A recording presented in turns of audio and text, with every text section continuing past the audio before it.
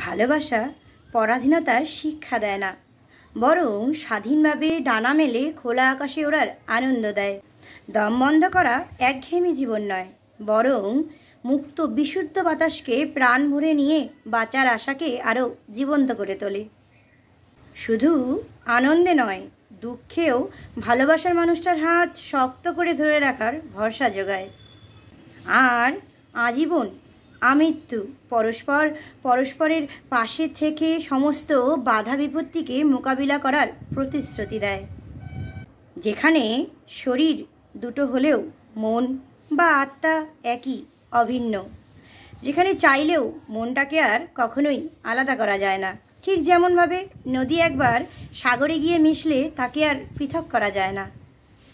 ভালোবাসা এমনই একটা অনুভূতি যা কখন হলো, কেন হলো, কিভাবে হলো তার ব্যাখ্যা দিতে পারে না, বরং তা যে কখন নিজের অজান্তেই হয়ে যায় তা হয়তো কেউ বুঝেই উঠতে পারে না। ভালোবাসায় কোনো স্বার্থ, শর্ত, সন্দেহ, জোর জুলুম থাকে না, বরং শুধু থাকে পরস্পরের প্রতি আস্থা, শ্রদ্ধা, বিশ্বাস, ভরসা, যত্ন, আর থাকে অসম্ভব মনের মিল। যখন দুটো মানুষের চিন্তাধারা, পছন্দ অপছন্দ বাস্তবিক অর্থেই মিলে যায়, তখনই হয়তো ভালোবাসার জন্ম হয়।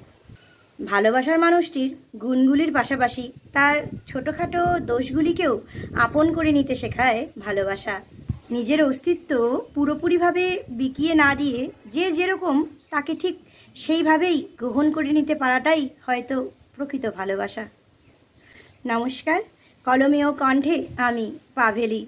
ভিডিওটি ভালো লাগলে অবশ্যই নিজের সেই ভালোবাসার মানুষটির সাথে শেয়ার করতে ভুলবেন না। দেখা হচ্ছে পরের কোনো ভিডিওতে। ততক্ষণ পর্যন্ত be happy, stay tune, tata.